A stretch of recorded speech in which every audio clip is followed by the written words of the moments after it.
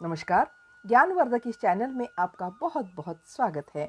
आप सुन रहे हैं महाभारत के संवेदनशील प्रसंगों को एपिसोड के रूप में। पिछले वीडियो में आपने सुना होगा कि युद्ध शुरू होने के पहले पितामह भीष्म ऋषि द्वैपायन से मिलने क्यों जा रहे हैं। जाते जाते रास्ते में अपने बचपन की बातें भी वे स्मरण करते जा रहे हैं। भीष्म कहते हैं कि मेरे पिता ने पहले गंगा से विवाह किया और वही मेरी माँ थी। जब तक छोटी माँ रही तब तक वह मुझे गंगा सूत या गंगा तनय कहकर पुकारती रही। अब तो कृष्ण द्वैपायन ही अकेला संबंध का छोटा भाई है। ऋषि के कारण वह बड़ा बन गया है। वही अकेला मुझे उस नाम से पुकारता है। अन्य सभी लोगों के लिए मैं भीष्म हूँ। वे आगे कहते हैं कि मेरे जन्म के नाम को संसार अब भूल गया है। देवव्रत कहने पर मुझे भी ऐसा लगता है मानो किसी दूसरे का नाम हो। शिकार के लिए पिताजी गंगा तट पर जाया करते थे। वे तब युवक थे। मेरे जैसा ही लंबा चौड़ा शरीर था उनका।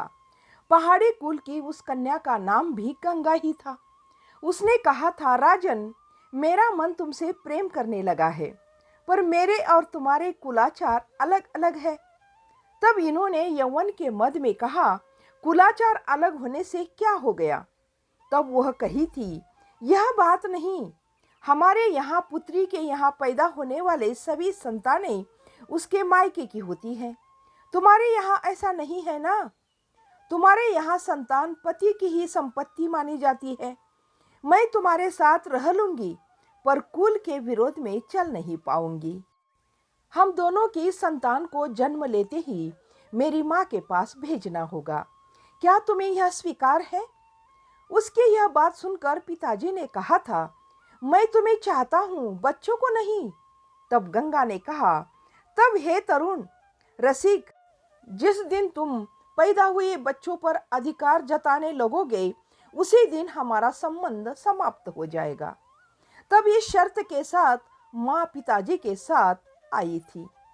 भीष्म सोचने लगे, बच्चे माँ के होते हैं या पिता के। रथ हिचकोले खाते आगे आगे बढ़ रहा था। भीष्म उठकर बैठ जाते हैं। उन्होंने रथ के बाहर देखा, सूखे पत्ते पेड़ों से झड़ रहे थे। आगे आगे 5 घुड़सवार थे और पीछे एक रथ था। उसके भी पीछे 5 घुड़सवार। घोड़ों की टापों और रथ के पहियों के तले सूखे पत्ते चरमरा रहे थे। वे फिर सोचने लगे, बच्चे माँ के होते हैं या पिता के, बीज के या खेत के। यौवन में पिताजी को यह प्रश्न ध्यान में क्यों नहीं आया होगा। वह और उनकी प्रेयसी पत्नी, वह गर्भवती हुई, प्रसूति के लिए मायके गई। प्रसूति के लिए मायके क्यों जाना चाहिए। उसने वहीं पर बच्चे को जन्म दिया और वहीं छोड़ दिया। अपने स्वास्थ्य को ठीक करके फिर लौट आई। फिर से मोह शुरू हुआ, फिर मोह, फिर से गर्भवती और फिर से प्रसूति के लिए मायका जाना। बच्चों को जन्म देकर माँ का घर भर कर शरीर को पुनः कसकर स्वस्थ करके लौट आई। फिर से यौवन का मोह बनाए रखने को 1, 2, 3, 4, 5, 6, 7 यानी 12-14 वर्ष के अखंड मोह में फंसे रहने के बाद राजा को राज्य की सुध आई। उन्होंने अनुभव किया कि अब यौवन ढलने लगा है, आगे राज्य कौन संभालेगा। तब उन्हें यह भी लगा होगा कि अपने बीज का बच्चा अपने पास होना चाहिए, उसे गोद में लेकर खिलाना चाहिए और सुख अनुभव करना चाहिए। तब उन्होंने उसे रोका था। तब वह बोली, तो तुम मेरे मायके चलो, खिलाने को बच्चा मिल जाएगा। इस पर वे बोले, ससुराल में संभव नहीं, क्योंकि मैं आर्य कुल का हूँ, इसके अतिरिक्त मैं राजा भी हूँ। तब वह बोली थी, मेरे तुम्हारे कुलाचार अलग अलग है, यह तो मैंने पहले ही बता दिया था ना, तभी तो शर्त भी बताई थी ना।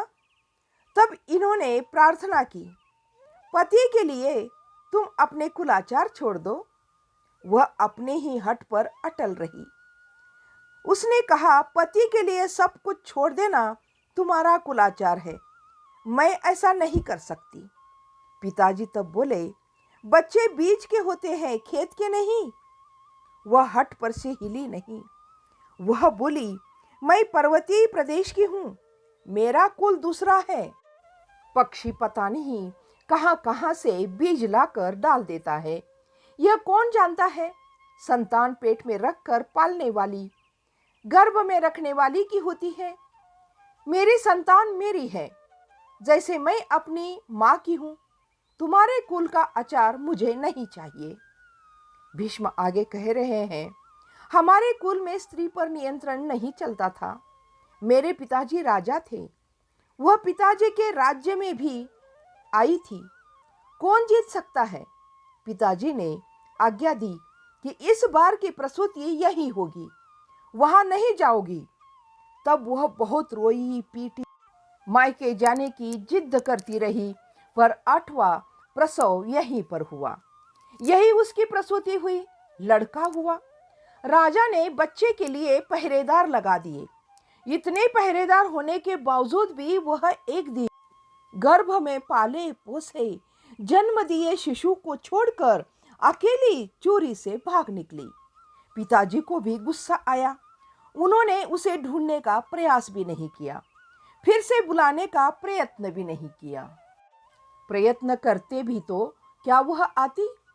भीष्म यही सब याद करते करते रथ में बैठे द्वैपायन ऋषि को मिलने जा रहे थे। रथ के घोड़े बड़े शक्तिशाली थे। गांधार, बहालिक और सिंधु के ही घोड़े बढ़िया जाति के होते हैं। दुशाला को जयद्रथ से ब्याह कर संबंध बना लेने के बाद से बढ़िया घोड़ों की कोई कमी नहीं थी। अश्व पालने की विद्या में हम निपुण क्यों नहीं हो सके, यही सोचते हुए उन्होंने अपनी धसी हुई आंखें मूंद ली। रथ हिचकोले खा रहा था। भीष्म फिर कहने लगे, बचपन में माँ की कितनी याद आती थी। पेट के जाए को छोड़कर भाग जाने वाली कैसे पत्थर के कलेजे वाली स्त्री होगी। अब ऐसा लगता है कि वह स्त्री ही नहीं होगी। पहले 7 बच्चे थे, वे सब लड़के थे। मुझे जन्म देकर जन्म देने वालों के पास छोड़कर वह अपने मायके चली गई। संभवतः उसे किसी पर भी मातृत्व का मोह न था। पहले एक बार जब मैं लगभग 50 वर्ष का था और हिमालय की ओर दिग्विजय के लिए गया था, तब पता चला कि वहां की एक जाति में ऐसा ही रिवाज है। स्त्री बच्चों को जन्म देकर अपने मायकों को दे देती है। यह सुनकर तभी मन दुखी हुआ था।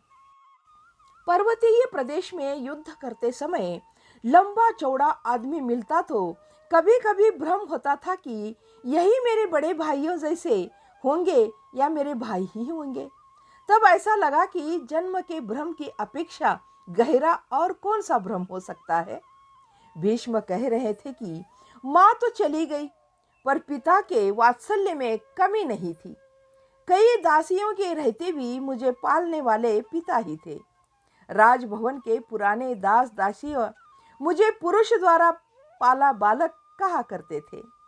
कितनी छोटी आयु में ही मैं धनुर्विद्या सीखने लगा था। जंगल, पहाड़, युद्ध, कूदने फांदने में मैं भय क्या है जानता ही नहीं था। जिन बालकों की माँ मर जाती है ना, उनके मन में एकांत भाव उत्पन्न हो जाता है। वही भाव मुझ में भी पैदा होने लगा था। यह देखकर पिताजी ने मुझे छोटी आयु में ही युवराज बना दिया था। इस तरह भीष्म को पिछली बातें पूरी याद आती जा रही हैं। तो इस कहानी को हम करते हैं यहीं पर समाप्त। इस कहानी का अगला भाग सुनिए अगले वीडियो में। तब तक जय हिंद, जय भारत।